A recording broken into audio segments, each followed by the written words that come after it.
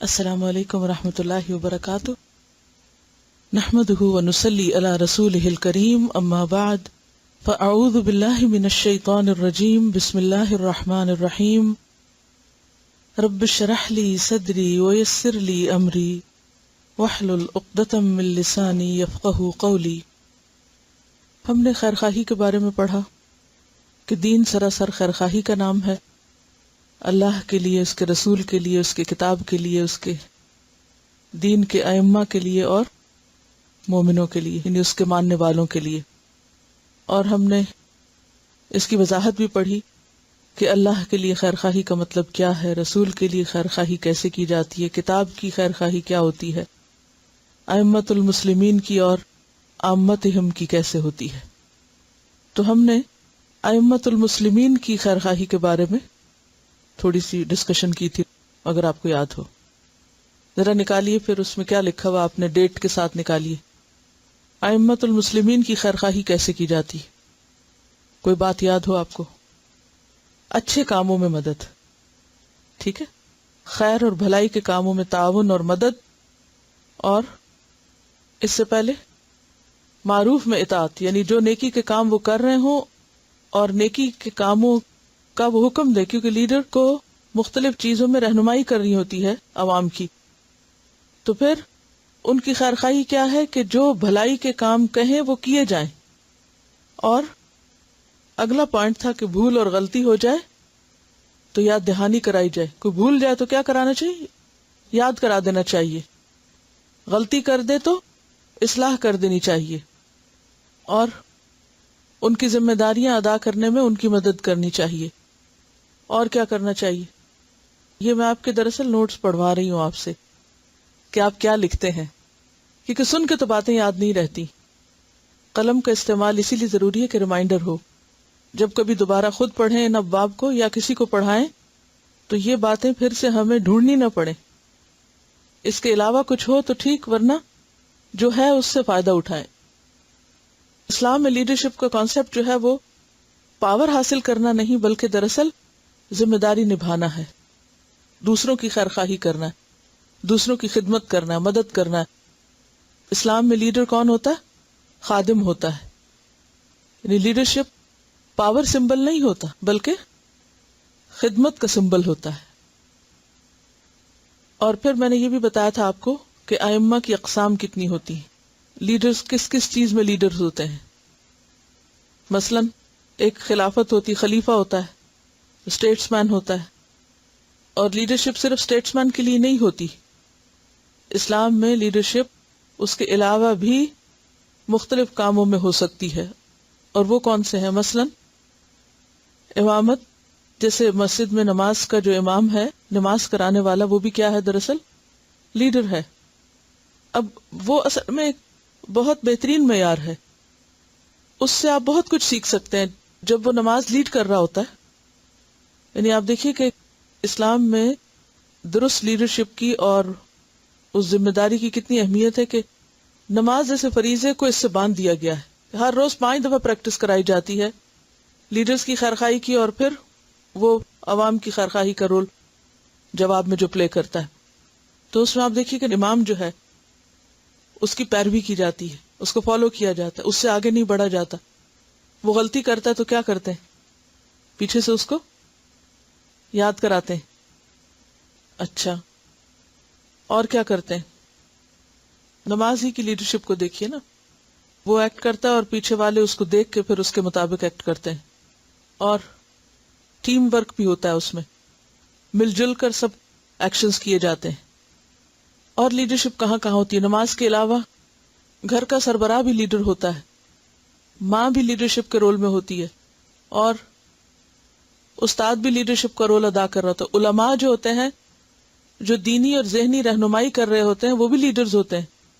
تو ان کے ساتھ کیسے خیرخواہی ہو سکتی ہے؟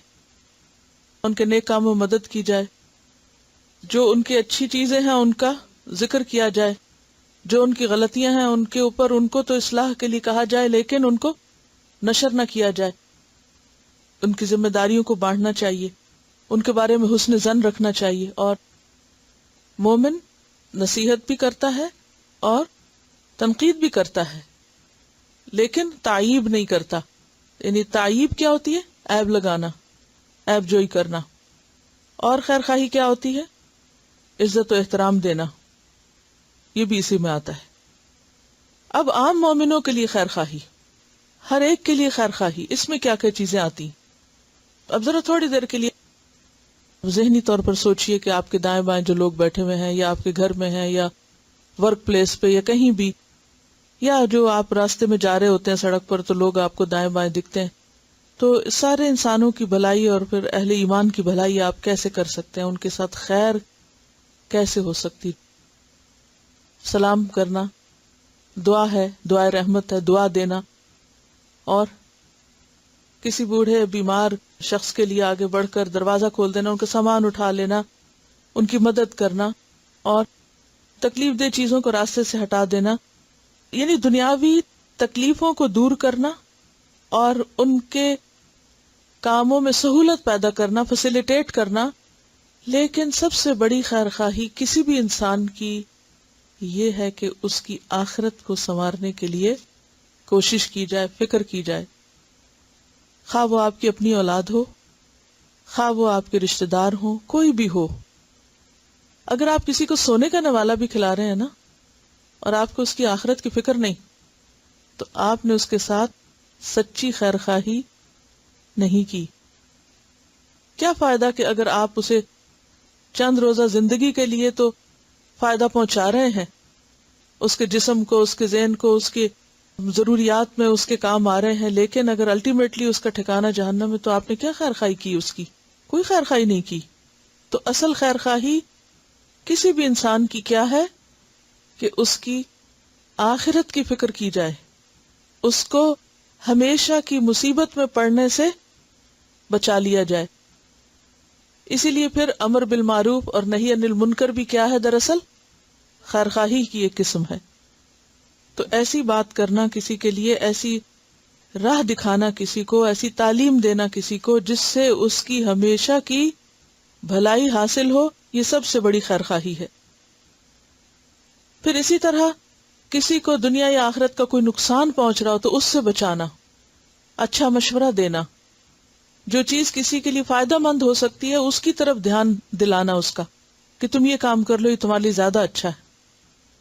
پھر اسی طرح جو اپنے لیے پسند کرو وہ دوسروں کے لیے بھی، یہی خیر خواہی ہے. یہ معیار ہے اصل میں خیر خواہی کا.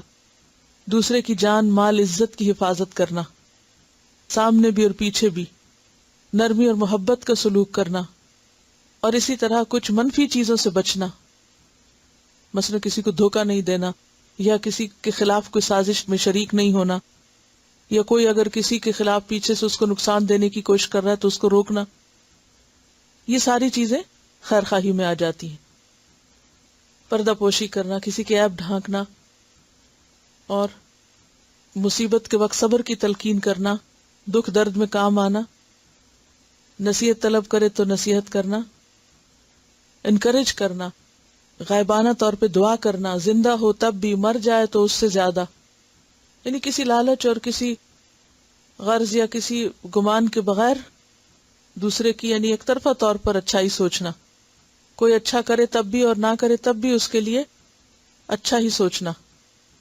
اگر اس کی کوئی غیبت کر رہا ہے تو اس کو ڈیفینڈ کرنا، بینیفٹ آف ڈاؤٹ دینا کہ ہو سکتا ہے تم نے سمجھنے میں غلطی کی، ہو سکتا ہے ایسے بات نہ ہو، کسی اور طرح ہو.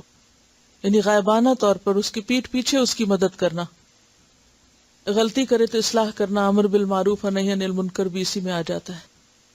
شرک ہو، بدعت ہو، جو بھی غلط کام ہو جن میں کوئی مبتلا ہو تو اس کے لیے تڑپ رکھتے ہوئے اس کی بھلائی کی کوشش کرنا کہ وہ کسی طرح اس سے نکل آئے، خواہ وقتی طور پر ان کو اچھا نہ بھی لگے.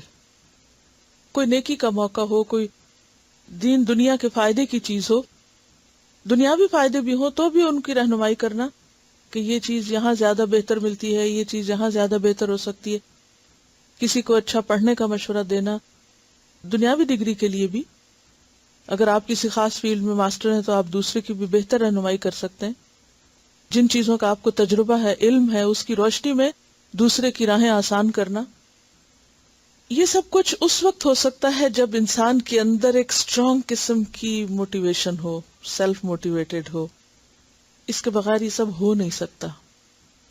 تو وہ کون سی چیز ہے جو انسان کے اندر آ جائے تو سیلف موٹیویٹڈ ہو جاتا ہے؟ محبت. تو آج ہم محبت کا چیپٹر پڑھیں گے، کیونکہ آپ کیسے کسی کی خیر خواہی کر سکتے ہیں اگر آپ کے دل میں اس کے لیے جذبہ ہی کوئی نہیں ہوتی نا، جس سے کوئی تعلق ہی نہیں، واسطہ ہی نہیں، اس کا اچھا ہو برا ہو.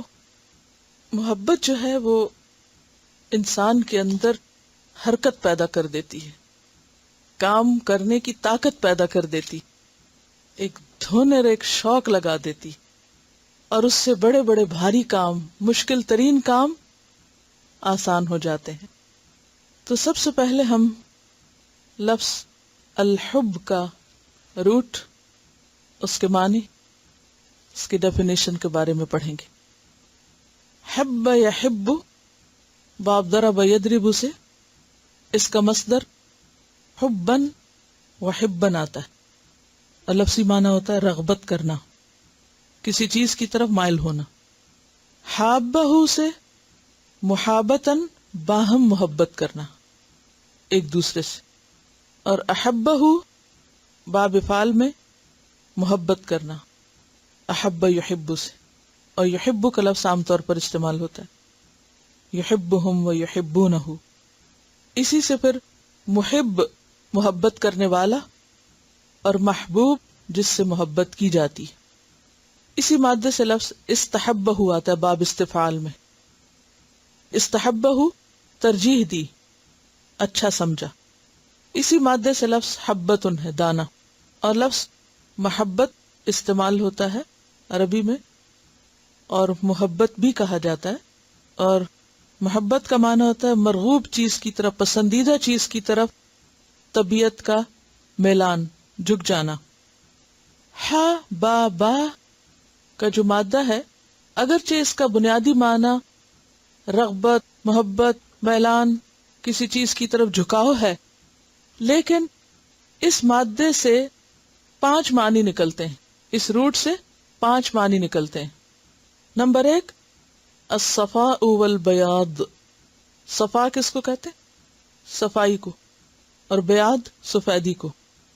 اسی لیے دانتوں کی سفیدی اور چمک کے لیے حبب الاسنان آتا ہے لفظ، کیونکہ چہرے پر آپ نے دیکھا ہوگا کہ سب سے زیادہ جو چیز نمایاں ہوتی ہے وہ صاف دانت ہوتے ہیں، اور اگر وہ گندے ہوں تو بے شک آپ نے کتنا بھی میک اپ کیا ہو، جتنی چاہے لپسٹک لگی ہوئی ہو، کوئی چیز خوبصورت نظر نہیں آتی. تو دانتوں کی صفائی کے لیے حبب الاسنان کا لفظ آتا ہے. تو اسی سے پھر صفاء المودہ، محبت کے لیے پہلی شرط کیا ہوتی ہے؟ صفائی، یعنی کوئی میل نہ ہو، کسی قسم کی کوئی ایسی چیز نہ ہو کہ جو اس کو صاف نہ رہنے دے. اس مادے سے ایک اور معنی نکلتا ہے العلو والظہور. علو کس کو کہتے ہیں؟ بلندی کو، اور ظہور نمایاں ہونا. تو اس سے آتا ہے پھر لفظ حبب الماء و حباب. حباب کیا ہوتا ہے؟ بلبلہ. بلبلہ کیسے بنتا ہے؟ نمایاں ہو جاتا ہے نا، جیسے بارش پڑتی، تو بارش پڑتے ہوئے آپ نے دیکھا ہوگا جب قطرے گرتے ہیں پانی کے اندر، کبھی آپ کسی نہر کے کنارے کھڑے اور بارش ہو رہی ہو تو جو ہی قطرہ گرتا ہے تو بلبلہ بن جاتا ہے. تو حباب کہتے ہیں بلبلے کو. اور محبت کے لیے بھی یہ ایک لازمی حصہ ہے، کیونکہ جب انسان کے دل میں محبت آتی ہے تو دل میں بلبلے اٹھتے ہیں، یعنی انسان چین سے بیٹھ نہیں سکتا. پھر اگر اللہ کی محبت دل میں آ جائے تو پھر آپ سست ہو کے نہیں بیٹھ سکتے، پھر آپ اٹھیں گے اور کچھ کریں گے. تیسرا معنی ہے اللزوم والثبات. لزوم کا معنی ہوتا ہے چمٹنا، اور ثبات کا معنی ہوتا ہے جم جانا. عربی میں کہتے ہیں حب البعیر و احبہ. جب اونٹ بیٹھ جائے اور اٹھ کے نہ دے. جب اونٹ کہیں بیٹھ جاتا ہے اور اٹھتا نہیں، اب اونٹ کو اٹھانا آپ کے بس میں ہے، آپ ہلا جلا کے اٹھائیں اس کو، مشکل ترین کام ہے، تو اس کے لیے بھی لفظ حبہ آتا ہے، یعنی یہی محبت والا لفظ. تو ریلیشن شپ کیا محبت میں اور اونٹ کے بیٹھنے میں، کہ انسان کو جس چیز سے محبت ہوتی ہے اس کے ساتھ چمٹ جاتا ہے، پھر اس کو چھوڑتا نہیں، زندگی بھر نہیں چھوڑتا اس کو. اگر اللہ کے راستے سے محبت ہو جائے انسان کو تو پھر انسان اس راستے کو کسی بھی قیمت پہ نہیں چھوڑتا، اس سے چمٹ جاتا ہے. قرآن سے محبت ہے تو قرآن کو کسی قیمت پہ کہیں بھی نہیں چھوڑے گا، کہیں بھی ہو. تو لزوم اور ثبات کا مطلب جم جانا، اسی سے پھر استقامت آتی. لوگ کہتے ہیں نا دعا کریں ہمیں استقامت نصیب ہو دین پر. اگر محبت آ گئی دین کی، کوئی چیز آپ کو ہٹا ہی نہیں سکتی، خود ہی ثبات آ جائے گا. چوتھا معنی ہے اللب. لب کہتے ہیں کسی چیز کے مغز یا خلاصے کو. لب لباب، جسٹ. عقل کے لیے بھی آتا ہے لب، اولو الالباب بھی آتا ہے. تو لب کا معنی ہوتا ہے کسی چیز کا سب سے اعلیٰ ترین حصہ، یعنی دماغ کا جو نچوڑ ہوتا ہے. تو محبت میں بھی یہ چیز لازم ہوتی ہے کہ انسان جس سے محبت کرتا ہے اس کو اعلیٰ ترین چیز دیتا ہے. اور انسان کے پاس اعلیٰ ترین چیز کیا ہے؟ اس کا دل ہے. تو اسی کے لیے لفظ استعمال ہوتا ہے حبۃ القلب. حبۃ القلب کہتے ہیں دل کے اندرونی حصے کو.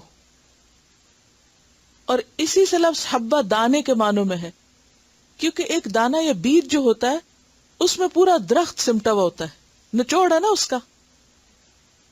ٹھیک ہے، پوری درخت کی پلاننگ پروگرامنگ اس بیج کے اندر ہوتی ہے، جو پھوٹ کے پھر اتنا بڑا بنتا ہے. یعنی جتنی اس کی شاخیں بننی ہے، جتنے اس میں پتے آنے، پھل آنے، پھول آنے، سب کچھ کس میں سمٹا ہوا ہوتا ہے؟ اتنی سی چیز میں. یعنی حبہ جو ہے نا، یہ دانا ہمیں دیکھنے میں تو دانا اور ایک اٹھا کے کھا لیتے ہیں اور کبھی سوچا بھی نہیں کہ کیا کھا لیا. پورے پودے کے اندر سب سے زیادہ قیمتی چیز کیا ہوتی ہے؟ اس کا دانا. اسی سے پھر آگے دوبارہ سب کچھ آتا ہے. وہی سب سے بہترین مال ہوتا ہے. مثلا گندم بوتے ہیں آپ یا کوئی بھی چیز، تو باقی پودے کے اندر کتنا ڈھیر مال ہوتا ہے، لیکن اس سب کو پھینک دیا جاتا ہے، جلا دیا جاتا ہے، یا جانور کھا جاتے ہیں. اور انسان کے لیے کیا آتا ہے؟ حبہ دانا آتا ہے نا. اور دانے کے بغیر تو آپ کی غذا ہی نہیں. تو نباتات میں سے بھی سب سے اعلیٰ ترین چیز کیا ہوتی ہے؟ وہ دانا. خواہ وہ بادام کا ہو، خواہ وہ اناج کا ہو، خواہ مکی کا ہو، کسی بھی چیز کا ہو، خواہ مٹر ہو، کچھ بھی. تو کسی پودے کے اندر حبہ جو ہے وہ دانے کو کہتے ہیں. اور دانے کو دانا کیوں کہتے ہیں؟ کیونکہ وہ جسٹ ہے، نچوڑ ہے، اعلیٰ ترین چیز ہے، سب سے قیمتی اور بہترین چیز ہے. تو حبۃ القلب یعنی دل کے لیے بھی آتا ہے. کیوں؟ کیونکہ دل انسان کے جسم میں سب سے قیمتی ترین چیز ہے. کسی کا ہاتھ کٹ جائے تو وہ سروائیو کر سکتا ہے، لیکن اگر کسی کا دل بند ہو جائے تو وہ زندہ نہیں رہ سکتا. پانچویں چیز ہے الحفظ والامساک. حفظ کس کو کہتے ہیں؟ حفاظت کرنے. امساک روک کے رکھنا، پکڑ کے رکھنا، کسی قیمت پہ نہ چھوڑنا. اسی سے آتا ہے حب الماء للوعاء، یعنی پانی جس برتن میں محفوظ رکھا جاتا ہے اس کے لیے لفظ پھر آتا ہے. برتن کے لیے آتا ہے، کسی قیمت پہ نہ چھوڑنا. تو انسان کو جس چیز سے محبت ہوتی ہے اس کو کسی قیمت پہ نہیں چھوڑنا چاہتا، کسی قیمت پہ اس کو اپنے سے جدا نہیں کرنا چاہتا. تو محبت کا معنی یا ڈیفینیشن کسی ایک لفظ میں یا ایک لائن میں بیان نہیں ہو سکتی. اس کے اندر یہ 5 چیزیں لازم ہوتی ہیں. کون کون سی؟ الصفاء، العلو، اللزوم، اللب، الحفظ. یہ لازم و ملزوم ہے. اب آپ سوچ رہے ہوں گے کہ مجھے اتنی لمبی چوڑی تفصیل کی کیا ضرورت ہے. امام ابن تیمیہ کہتے ہیں اصل کل فعل و حرکت فی العالم، ہر فعل، ہر حرکت کی جو اصل ہے، بنیاد ہے، وہ محبت ہے. اصل یعنی بنیاد، کل فعل ہر کام کی، ہر کام کے پیچھے جو اس کی روٹ ہے، یا روٹ کاز کہہ لیں، یا بنیاد کہہ لیں، یا اصل یا جڑ کہہ لیں، وہ محبت ہے. اور صرف فعل نہیں، وہ تو کہتے ہیں ہر حرکت، ہر موشن کے پیچھے یہی ہے. لہذا ایمان، عمل، ان سب کے پیچھے اصل چیز محبت ہے. کیونکہ اسی سے انسان کا ارادہ بنتا ہے، اسی سے انسان کے اندر حرکت آتی، اسی سے انسان دوڑتا ہے، اسی سے انسان پھر استقامت اختیار کرتا ہے، اپنا سب کچھ قربان کرتا ہے، سب کچھ دے کے بھی خوش رہتا ہے، تکلیف بھی پہنچے تو بھی پریشان نہیں ہوتا، اس کو ہر چیز میں پھر لطف آتا ہے. ان کی ایک کتاب ہے قاعدۃ المحبہ ابن تیمیہ کی، تو اس میں انہوں نے یہ لکھا ہے کہ اصل کل فعل و حرکت فی العالم الحب. اور پھر وہ کہتے ہیں کہ یہ اسی طرح ہے جیسے بغض اور کراہت جو ہوتی ہے وہ مانع ہوتی ہے اور روکنے والی ہوتی ہے. یعنی کسی چیز کی نفرت اور بغض انسان کو کیا کرتا ہے؟ روک دیتا ہے. مثلا مثال سے آپ اس کو سمجھے کہ اگر بچے کے سامنے آپ ایسی چیز رکھیں گے جس سے اس کو محبت ہے تو وہ کیا کرے گا؟ مثلا چاکلیٹ، کیا کرے گا؟ فوراً کھا لے. اچھا اگر آپ کوئی ایسی فوڈ رکھیں کہ جو اس کو پسند نہیں تو کیا کرے گا؟ پیچھے کر دے گا، رک جائے گا اس سے. تو محبت ایک ڈرائیونگ فورس ہے اور نفرت جو ہے وہ الٹا کرتی ہے انسانی. وہ بھی ایک ہے لیکن وہ واپس پلٹاتی، یعنی کسی چیز سے روکتی ہے. نفرت روکنے کا ذریعہ ہے اور محبت آگے بڑھانے کا، حرکت کا، عمل کا، ارادے کا. کہتے ہیں کہ جہاں محبت اور ارادہ نہیں ہوگا وہاں کوئی کام بھی نہیں ہوگا. امام ابن تیمیہ ہی کہتے ہیں کہ جہاں محبت نہیں، ارادہ نہیں، وہاں کام بھی کوئی نہیں. کبھی ایسا ہوتا ہے کہ انسان براہ راست کسی چیز سے محبت کرتا ہے تو اس کی طرف بڑھتا ہے، اور کبھی ایسا ہوتا ہے کہ انسان انڈائریکٹلی کسی چیز سے محبت کرتا ہے تو اس کی طرف بڑھتا ہے. مثال کے طور پر آپ کے سامنے آپ کی پسندیدہ غذا ہے تو کسی کو آپ کو کہنے کی، مجبور کرنے کی ضرورت نہیں، پوچھنے کی بھی ضرورت نہیں. وہ چیز سامنے آئے گی تو آپ انکانشیسلی ہاتھ بڑھائیں گے اور کھا لیں گے. تو وہ کیا چیز ہے؟ پسند ہے نا آپ کی، جس نے آپ کا ہاتھ بڑھا دیا اور آپ نے کھا لیا. اور اگر کوئی روک بھی رہا نہیں مت کھاؤ، بیمار ہو پھر بھی کہتے نہیں تھوڑا سا اور دے دو، کوئی بات نہیں. ڈائبیٹک لوگ ہوتے ہیں تو ان کے لیے مشکل ہوتی. اچھا اسی طرح بعض اوقات کوئی چیز پسندیدہ ترین ہوتی ہے لیکن انسان رک جاتا ہے. کیوں؟ کیونکہ اس کو اپنی صحت عزیز ہوتی یا زندگی عزیز ہوتی ہے، تو وہ بھی کیا انڈائریکٹلی محبت ہی وہاں بھی انوالو ہے. وہ اس چیز سے تو نہیں لیکن اپنی زندگی سے، اپنے آپ سے پیار ہے، لہٰذا وہ محبت اس محبت پہ غالب آ گئی، لہٰذا اس کی وجہ سے وہ اس کی طرف چل پڑتا ہے. اگر غور کیا جائے تو فرشتے کائنات میں کیوں دوڑتے پھر رہے ہیں، کیوں تیرتے پھر رہے ہیں؟ اللہ کی اطاعت میں کیا چیز انہیں دوڑا رہی؟ تھکتے ہی نہیں، ہر وقت ذکر کر رہے ہیں، ہر وقت دوڑ رہے ہیں. فالسابقات سبقا، محبت دوڑاتی نا. وہ کہتے ہیں کہ صرف فرشتے نہیں، ایک ایک ذرہ، کل فی فلک یسبحون، ذرے کی حرکت بھی دراصل خالق کی محبت کی وجہ سے. یعنی جو گیلیکسیز کی موومنٹ ہے اس کو لے لیں، انسان کا طواف لے لیں. طواف بھی کیا ہے دراصل؟ کیا کرنا ہوتا ہے وہاں گھومنے پھرنے سے؟ کیا مطلب ہے؟ کچھ نہیں، محبت ہے، صرف محبت کا اظہار ہے، وہ آپ کو گھما رہا ہے.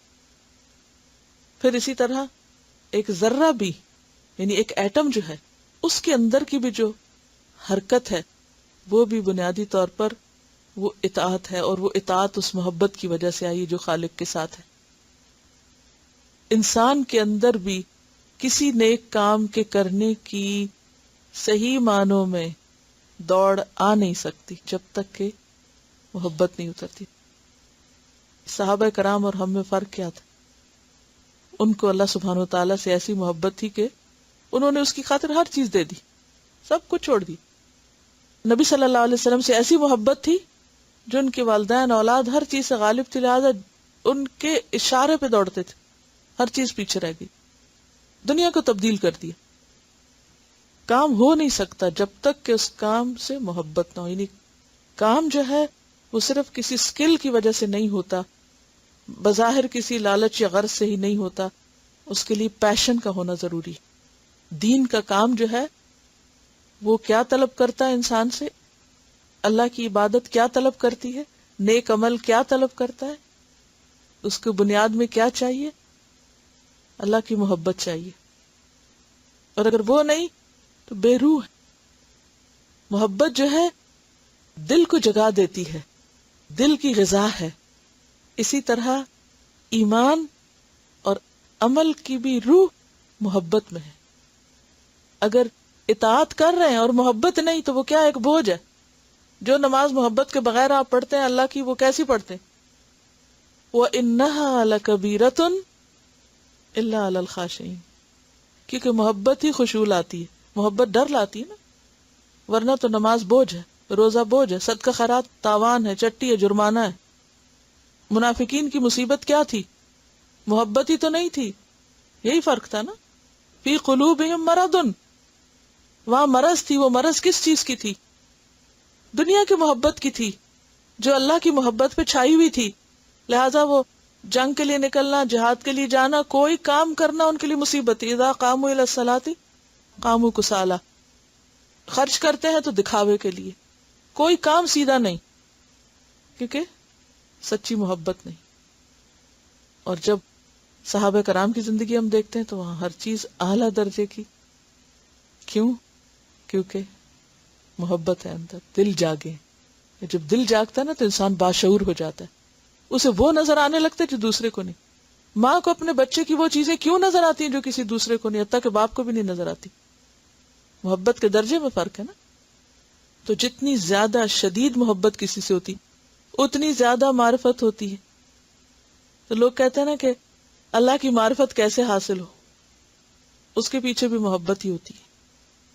انسان جتنا اللہ کو زیادہ پہچانتا ہے اتنی اللہ کی محبت زیادہ بڑھ جاتی ہے. اور انسان دنیا کو جتنا پہچانتا ہے اتنی دنیا سے بے رغبتی بڑھتی. جس نے دنیا کو پہچانا نہیں نا وہ دنیا کو چھوڑ نہیں سکتا، اور جس نے اللہ کو پہچانا نہیں وہ اللہ کی طرف بڑھ نہیں سکتا. یہ سب چیزیں معرفت سے آتی ہیں. پھر حارث محاسبی سے کسی نے پوچھا تھا کہ محبت کیا ہے، تو اس نے کہا میلک الی الشیء. میں عربی تھوڑی تھوڑی اس لیے ساتھ پڑھ رہی ہوں کہ آپ کو زیادہ بہتر بات سمجھ میں آئے. میلک الی الشیء، میل ہوتا ہے میلان. میلک الی الشیء بکلیتک، یعنی کلی طور پر تمہارا میلان کسی چیز کی طرف ہو جانا. باقی چیزیں پس منظر میں چلی جائیں، بیک گراؤنڈ میں چلی جائیں، اور وہ چیز سب سے نمایاں ہو کر آگے آ جائے. کیونکہ انسان کسی بھی چیز کو جب دیکھتا ہے نا، کوئی بھی چیز آپ دیکھ لیجئے، تو اس کے مثلاً آپ کسی کے چہرے کو دیکھ رہے ہیں تو اس چہرے میں سے جو چیز آپ کو زیادہ بہتر لگتی ہے آپ کا دھیان اسی کی طرف ہو جاتا ہے. پھر اسی طرح کوئی چیز پڑھ رہے ہیں، کچھ کھا رہے ہیں، بہت سی چیزیں ہیں کھانے کی ٹیبل پر، لیکن آپ کو کیا چیز نظر آ رہی؟ بہت سی کتابیں رکھی ہوئی ہیں، آپ کو کون سی نظر آ رہی؟ جو پسند ہے نا. قدرتی طور پر انسان اسی طرف مائل ہو جائے. کہتے ہیں کہ میلک الی الشیء بکلیتک محبۃ لہ، یہ اس کی محبت ہے. ثم ایثارک لہ، پھر تمہارا اس کو ترجیح دینا. یعنی پھر کیا ہوتی محبت کہ انسان اس چیز کو کیا کرتا ہے؟ ترجیح دیتا ہے، پریفر کرتا ہے. علی نفسک و مالک، اپنے آپ پر بھی اور اپنے مال پر بھی. جس چیز سے انسان کو محبت ہوتی ہے اس چیز کو انسان اپنے نفس اور مال پر ترجیح دیتا ہے. یعنی اس کے لیے اپنی جان اور مال لگانا پھر مشکل نہیں رہتا.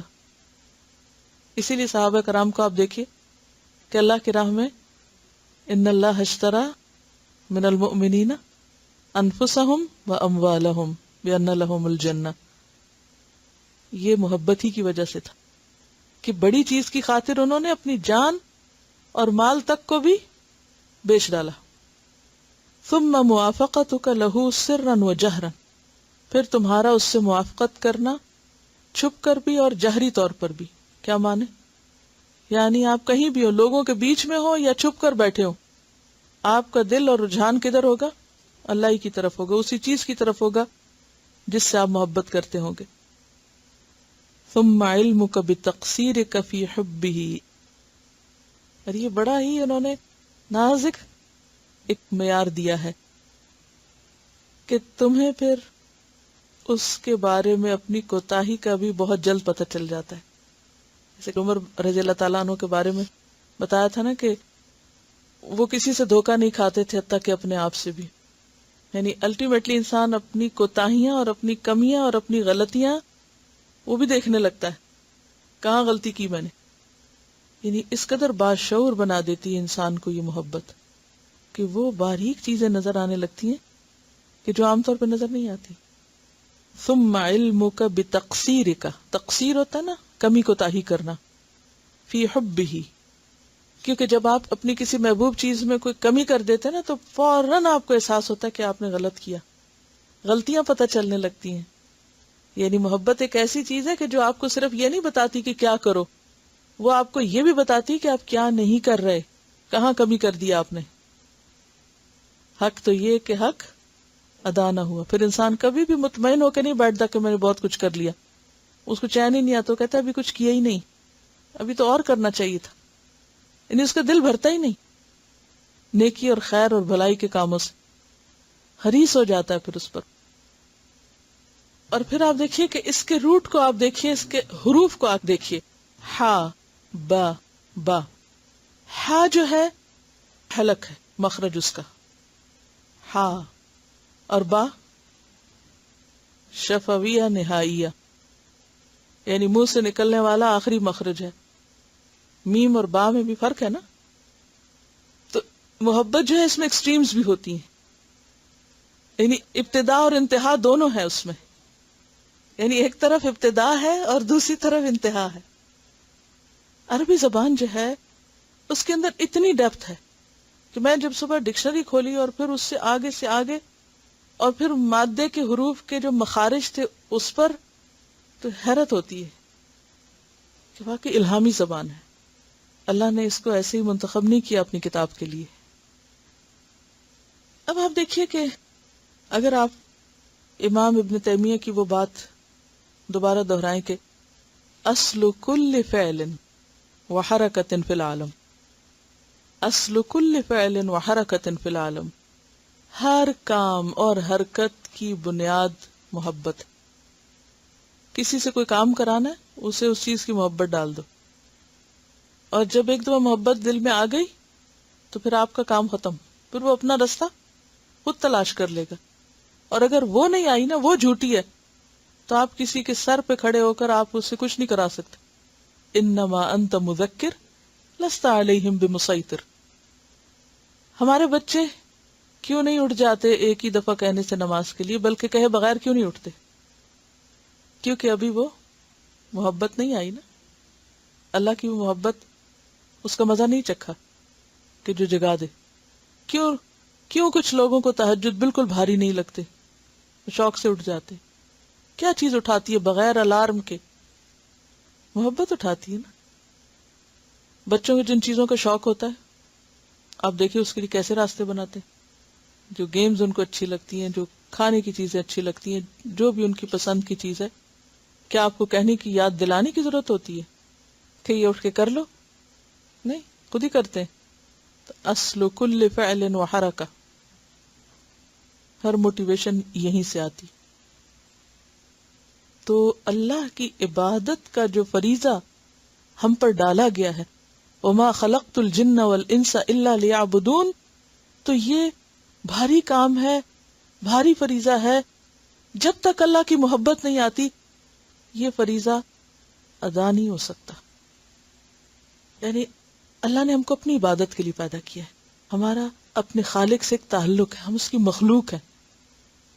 اور جس مقصد کے لیے پیدا کیا، یعنی پرپز آف لائف جو ہے، وہ فلفل کیا ہی نہیں جا سکتا جب تک اللہ سے محبت نہ ہو. تو محبت کے درجے بھی ہیں اور قسمیں بھی ہیں. جو درجے ہیں محبت کے، ان میں سب سے پہلا درجہ اللہ کی محبت کا ہے اصل میں، اور ایسا ہی ہونا چاہیے، اور اگر نہیں تو اسے اچیو کرنا چاہیے. سورۃ البقرہ 165 میں آتا ہے وَمِنَ النَّاسِ مَن يَتَّخِذُ مِن دُونِ اللَّهِ أَندَادًا يُحِبُّونَهُمْ كَحُبِّ اللَّهِ وَالَّذِينَ آمَنُوا أَشَدُّ حُبًّا لِلَّهِ. اللہ کی محبت ہر محبت پر غالب ہونی چاہیے، حاوی ہونی چاہیے. یہی ایمان کی نشانی ہے.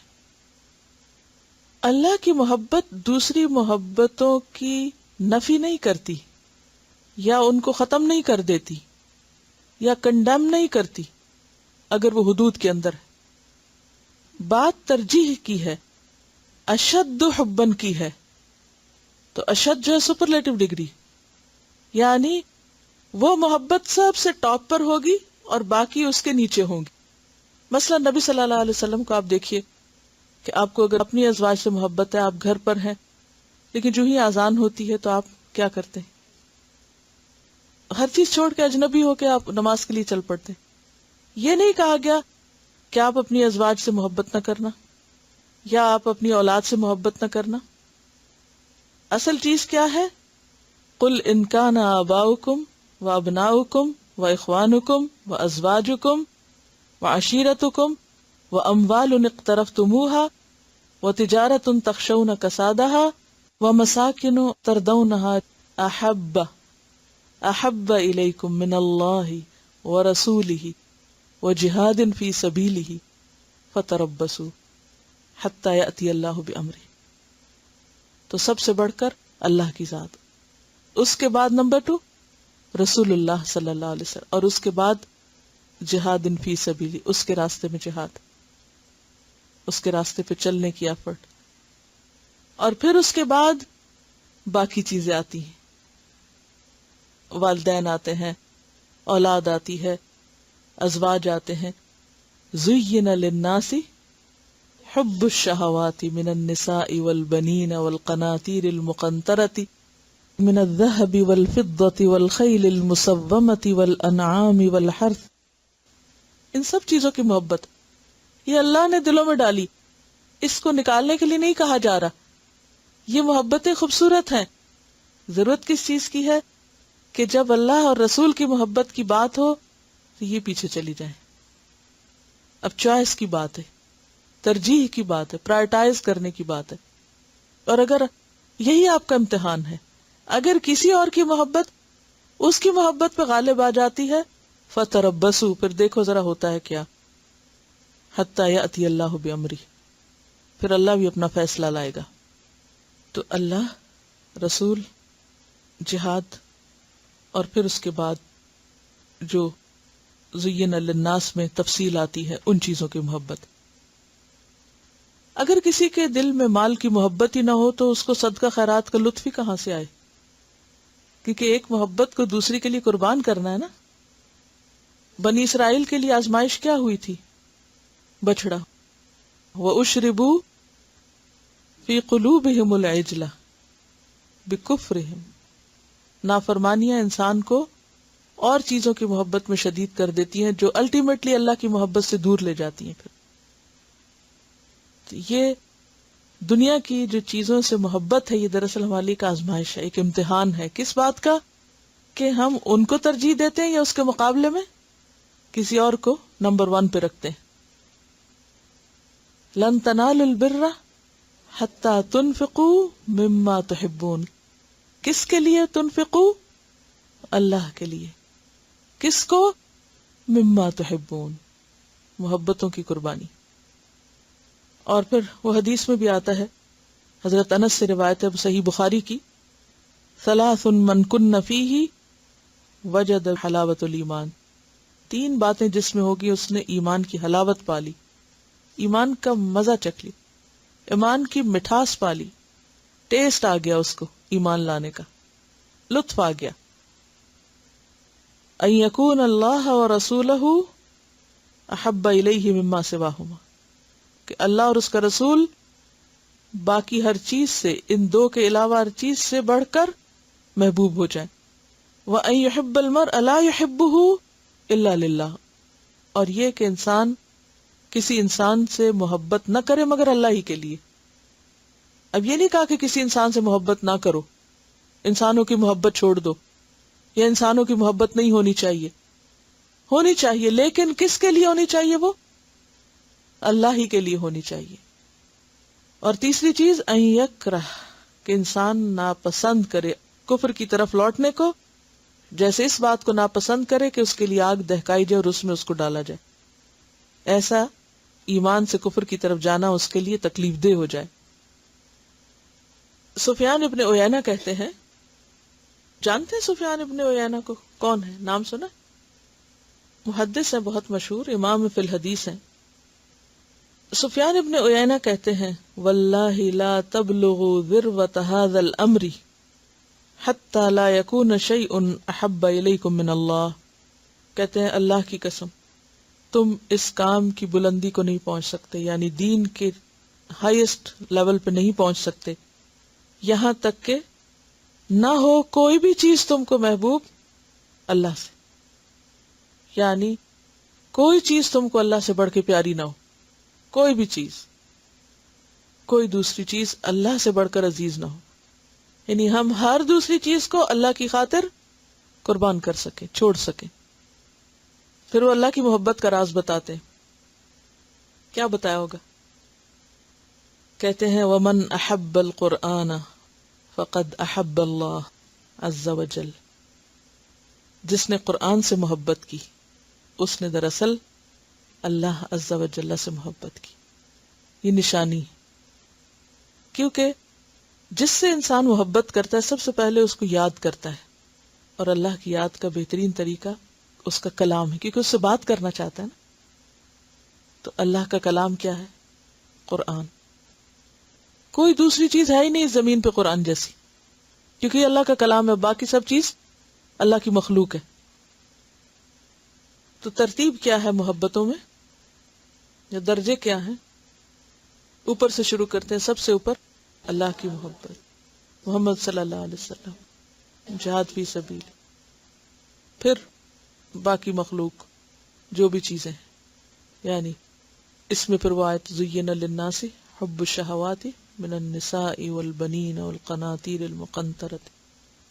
انسان کو اپنے گارڈن سے بھی پیار ہوتا ہے، انسان کو پالے ہوئے جانور سے بھی پیار ہوتا ہے، انسان ہے نا، پیٹ سے محبت جو ہے وہ کو منع نہیں ہے، پرندوں سے، جانوروں سے. نبی صلی اللہ علیہ وسلم کی زندگی میں ہم دیکھتے ہیں کہ آپ ان چیزوں سے محبت کرتے تو وہ چیزیں آپ سے محبت کرتی. انشاءاللہ میں اس چیپٹر کے آخر میں کچھ مثالیں لاؤں گی کہ کس طرح مختلف جانور آپ سے پیار کرتے تھے. وہ مسجد نبوی کا کھجور کا تنا جس پر آپ خطبہ دیتے تھے، جب آپ اس سے الگ ہوئے تو وہ رونے لگ گیا ہچکیاں لے کر. تو بات یہ ہے کہ جب انسان اللہ سے محبت کرتا ہے تو اللہ پھر بندے سے محبت کرتا ہے. یحبہم ویحبونہ، یحبہم ویحبونہ. اللہ ان سے محبت کرتا ہے اور وہ اللہ سے محبت کرتے ہیں. اللہ کی محبت جو ہے یہ فرض ہے، لازم ہے، اور اس کے لیے ہم دیکھتے ہیں کہ جو چیزیں مددگار ہوتی ہیں اللہ کی محبت پیدا کرنے کے لیے، وہ اللہ کے کلام کو پڑھنا، یعنی قرآن، یہ مددگار ہے. قرآن کی ہے باقی چیزوں کی معرفت کے لیے.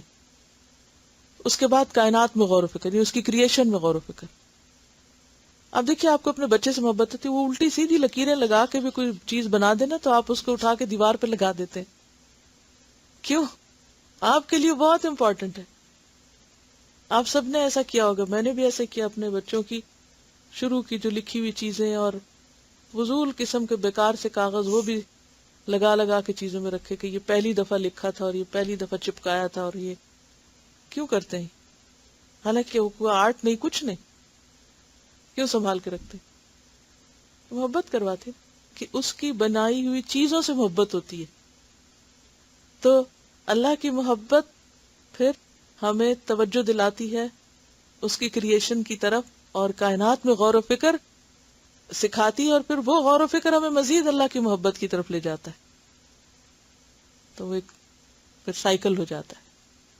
تو قرآن سے محبت، قرآن میں غور و فکر، کائنات میں غور و فکر، اور اس چیز میں غور و فکر کہ اللہ تعالیٰ نے کس طرح ہر چیز کو پلان کیا ہے، کس طرح ہر چیز کی ایک تقدیر مقرر کی، کس طرح اس کو ڈیزائن کیا، کیسے اس کو پیدا کیا.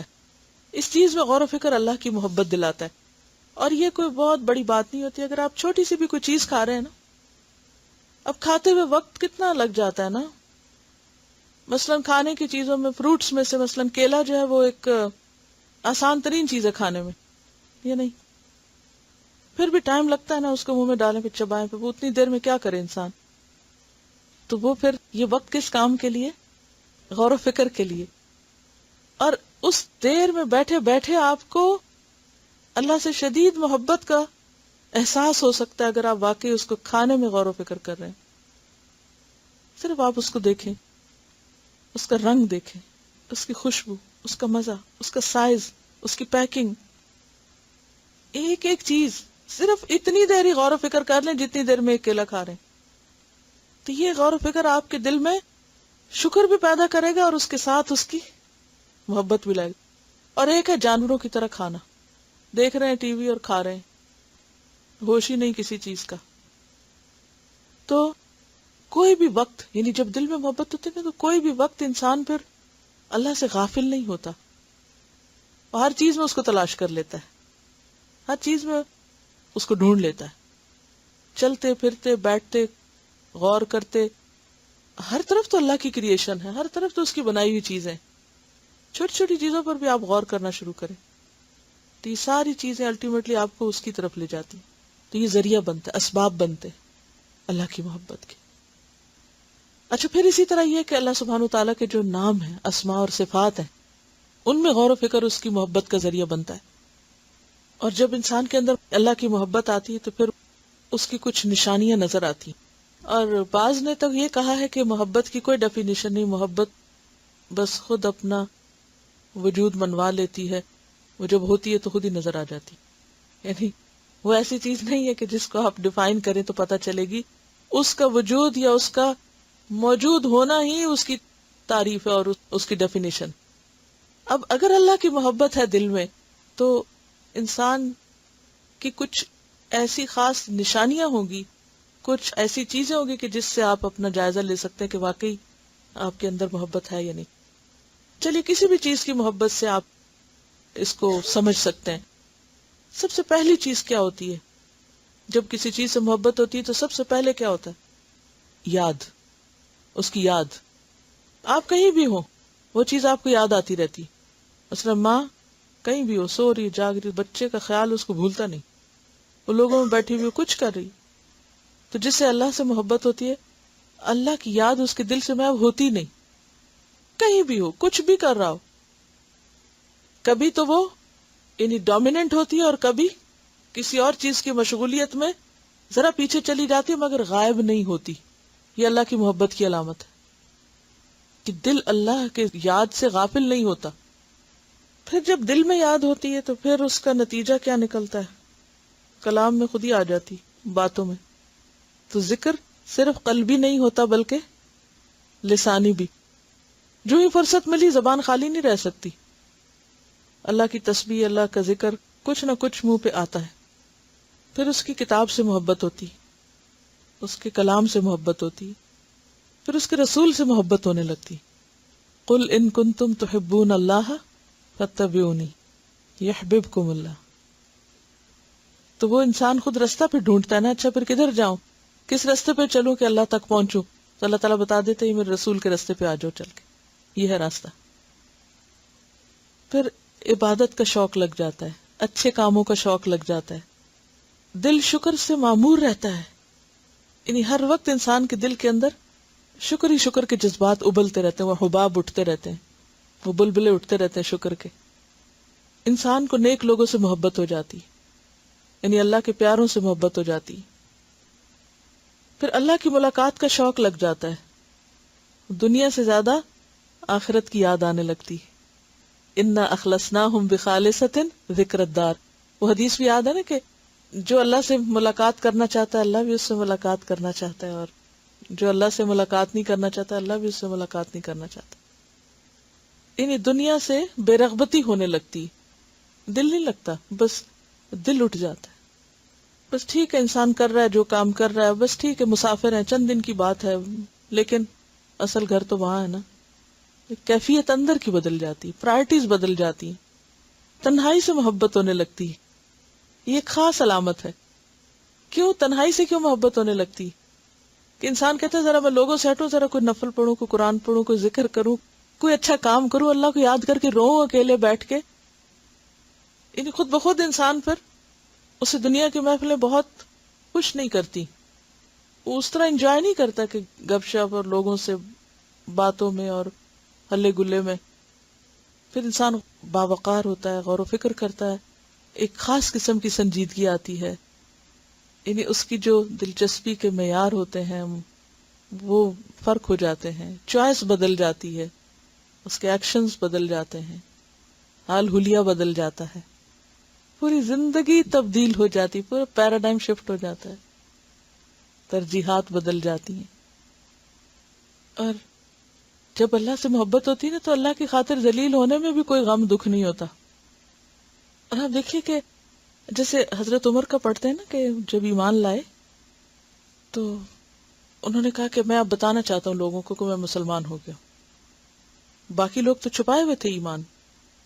حضرت عمر جو تھے ریسلر تھے، جب مارتے تھے تو خوب زور سے مارتے تھے، کسی سے ڈرتے نہیں تھے. جسمانی طاقت بھی تھی اور قوت بھی، کال کی قوت بھی، اور ویسے بھی بولڈ تھے اور زبردست خوبیوں کے مالک تھے. اب انہوں نے سوچا کہ میں اپنے مسلمان ہونے کا اعلان کیسے کروں. تو مکہ میں ایک شخص تھا جس کا نام جمیل تھا. وہ شخص جو تھا وہ یوں سمجھے کہ ریڈیو اسٹیشن، تو گئے اور اس کو بتایا، اور وہ اٹھا اور فوراً دوڑ پڑا اور جا کے قریش کے مجمع میں جا کے کہا عمر مسلمان ہو گیا. عمر پہنچ گئے، سب نے عمر کو جپٹا مارنا شروع کیا. حضرت عمر نے کیا کیا، ان کے سردار عتبہ کو پکڑا اور نیچے گرایا اور اس پہ چڑھ کے بیٹھ گئے اور اس کی ہاتھ کو اس کی آنکھوں میں دے مارا اور کہا اب بتاؤ. جب دیکھا کہ لیڈر کا یہ حال ہو سب بھاگ گئے. اور جب کبھی ان کے اوپر کوئی حملہ آور ہونے لگتا وہ یہی طریقہ اختیار کرتے، ان میں سے جو سب سے بڑا ہوتا اس کو گراتے اور اس کے شامت دیکھ کے سب بھاگ جاتے، تو کوئی پھر ان کے اوپر حملہ آور نہیں ہو سکتا تھا. اب یہ کیا چیز تھی نا کہ جس نے عمر کے اندر یہ ایک شدت کی خواہش پیدا کر دی کہ میں جاؤں، میں اعلان کروں کہ میں مسلمان ہوں. اور پتا تھا کہ مسلمان ہونے کا مطلب کیا ہے کہ مار پڑے گی. تو اس کا بھی چونکہ حل تھا ان کے پاس، جسمانی طور پہ بہت مضبوط تھے. اور جب حضرت عمر آ رہے تھے اسلام لانے کے لیے نبی صلی اللہ علیہ وسلم کے پاس، سب چھپ گئے تھے، آپ کو یاد ہوگا. اور صرف حضرت حمزہ تھے جو سامنے تھے، کیونکہ وہ بھی ریسلر تھے، وہ بھی برابر کے تھے. تو ان کا کہ اچھا آنے دو، نبٹ لیں گے. صرف نبی صلی اللہ علیہ وسلم حضرت حمزہ تھے صرف. تو بات یہ ہے کہ انسان کے اندر محبت ایسی کرج لاتی ہے تو انسان چین سے نہیں بیٹھ سکتا. وہ کہتا ہے میں اٹھوں اور جا کے بتاؤں دنیا کو کہ میں مسلمان ہوں. وانا من المسلمین. حضرت ابراہیم علیہ السلام نے آگ میں گرنا کیسے پسند کر لیا؟ یہ محبت ہی تھی نا. کہا تھا نا انی لا احب الآفلین، میں غروب ہونے والے سے محبت نہیں کرتا. ان کے نزدیک ایمان کیا تھا؟ محبت ہی تو تھی. تو انسان کی جو صلاحیتیں اور قوتیں اور طاقتیں ہوتی ہیں وہ ایک دم کئی گنا زیادہ بڑھ جاتی ہیں. کانفیڈنس آ جاتا ہے اس کو، اور ڈر ڈر کے پھر دین پر عمل نہیں کرتا. اور جس درجے کی محبت اسی درجے کا ایمان، اور جس درجے کا ایمان اس درجے کا عمل. یعنی کہ آپ کی محبت کا لیول ڈٹرمن کرتا ہے ایمان کے لیول کو، اور ایمان کا لیول ڈٹرمن کرتا ہے آپ کے عمل کے لیول کو. تو محبت انسان کے اندر کریج پیدا کرتی. یعنی جتنی بھی اچھی اچھی خوبیاں ہیں وہ آپ دیکھیں گے کہ اسی جذبے سے ہی آتی ہیں، اس کے بغیر نہیں آتی. خواب صبر لے لیں، خواہ توکل لے لیں، تواضع لے لیں، آخرت کی یاد لے لیں، شکر لے لیں، ذکر لے لیں، نماز لے لیں، روزہ، کچھ بھی، سب چیزیں یہیں سے اٹھیں گی، یہیں سے شروع ہوں گی. یہی دراصل موٹیویشن فراہم کرتی. سبحانک اللہم و بحمدک نشہد ان لا الہ الا انت نستغفرک و نتوب الیک. السلام علیکم و رحمۃ اللہ وبرکاتہ.